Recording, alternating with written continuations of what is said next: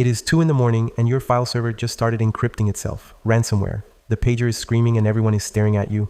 Do you yank the cable? Pull the power? Wait, because the second you make that move, you might destroy the very evidence that tells you how the attacker got in. This is Objective 2.2, Containment, Eradication, and Recovery. The exam tests one thing relentlessly. Can you make the right call under pressure? When to isolate versus monitor? What order to collect evidence? How to root cause the breach so it never happens twice? Get the sequence wrong and you either tip off the attacker or you torch your own forensics. Let's get the order of operations locked in. Containment limits the scope without destroying evidence. That is the whole balancing act. Speed versus preservation versus keeping the business alive. There are 2 phases and the exam wants both. Short-term containment stops immediate damage. Now network isolation, firewall block, account disable, VLAN quarantine. Long-term containment buys you a stable state while you prepare eradication. Temporary patch, a clean placeholder system, enhanced monitoring. Now the decision factors. Will containment wipe volatile evidence? Then collect memory first. Is the system business critical with no failover? Is the attacker still active and isolating early tips them off? Is law enforcement quietly watching the attacker move? Is malware spreading laterally right now? You weigh all 5 before you touch a single switch. Now how you isolate. Network level first. VLAN quarantine drops the box into a dead-end segment but keeps connectivity for monitoring. A firewall ACL blocks the source or destination at the perimeter. That kills C2 communication. Null routing black holes and attacker IP, your go-to for DDoS. DNS sinkholing redirects a malicious domain to your controlled server so you can analyze the callback. 802.1x disables the switch port outright. On the endpoint side, EDR isolation cuts every connection except the management console, and this is the exam's favorite. EDR isolation beats physically pulling the cable because it keeps the management plane for remote evidence collection. Account disablement kills stolen credentials. Process kill stops the attack without rebooting, preserving memory. Evidence collection follows one law, the order of volatility, RFC 3227. Most volatile first, because the fast stuff vanishes first. Memorize this chain. CPU registers and cache, gone the instant you reboot.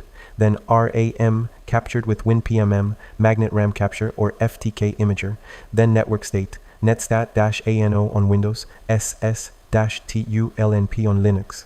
Then running processes, tasklist/v or ps-aux, then open files and handles, then disk, image with FTK, DD or encase, then removable media, then remote logging, then physical config and dead last archival backups. The principle never changes. Capture RAM before you pull the network cable. Waiting costs you evidence you can never get back. Containment buys time, but root cause analysis prevents the repeat. RCA finds the fundamental cause, not the symptom. The 5 whys method iterates. Ransomware encrypted the file server. Why did it run? No EDR on that server. Why no EDR? It was exempted from endpoint policy. Why exempted? A compatibility concern that never got resolved. Why never resolved? No patch management follow-up. Why no follow-up? Root cause, no formal vulnerability management program. 5 questions and you are at the real problem instead of the surface. Fault tree analysis is a heavier duty alternative. Top-down, deductive, start with the undesired event and branch into contributing causes using AND and OR gates. Built for complex incidents with multiple failure paths. Eradication removes every trace of the attacker, and it must be complete before recovery begins. Returning a box to production while malware lingers is a critical exam failing error. The checklist in order. Malware removal, EDR, full AV scan, manual analysis, persistence removal, and the exam expects all 5 categories: run keys, scheduled tasks, services, WMI subscriptions, and startup folders. Backdoor removal, web shells, rogue accounts, account remediation, disable compromised accounts, reset passwords, patch the vulnerability that was exploited, rotate credentials, passwords, API keys, service accounts, then verify completeness. Rescan, threat hunt for remnants, recheck every persistence location. On Windows, that means run and run once registry keys, tasks, SC query, WMI event filters, and the startup folder. Now recovery. And the first question is reimage or clean in place. If the attacker had root or admin access, you reimage. You cannot trust the integrity of any component.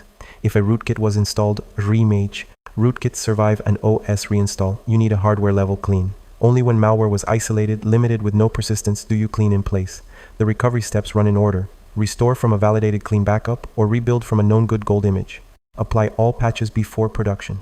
Reset every credential, validate integrity with a hash check on critical files, test that the business process actually works, turn on enhanced monitoring, and bring large systems back gradually, incrementally, never all at once. The incident is not over until you learn from it. The lessons learned meeting happens within 2 weeks of closure. That is the NIST guidance and the exam tests, that number. Everyone attends, IR team, management, stakeholders. The output is the lessons learned report, timeline, root cause, detection effectiveness, what worked, key forensic findings, actionable recommendations, and metrics. Know the metrics cold. MTTD, mean time to detect, runs from incident start to detection. MTTR, mean time to respond or recover, runs from detection to recovery. MTTC is the contained subset. For timeline reconstruction, normalize everything to UTC, correlate logs across sources, and document dwell time, how long the attacker lived in your environment before you ever noticed. 2 more pieces the exam loves. Business continuity. The hardest call in IR is disruption versus letting the attacker persist. Ransomware on a file server? Isolate immediately. Spread risk beats productivity. Suspected C2 on a critical OT system? Do not isolate without an engineering safety review. Physical processes are at stake. Know your RTO and RPO for every critical system from the business impact analysis. And backups, the 3-2-1 rule. 3 copies, 2 media types, 1 offsite or offline.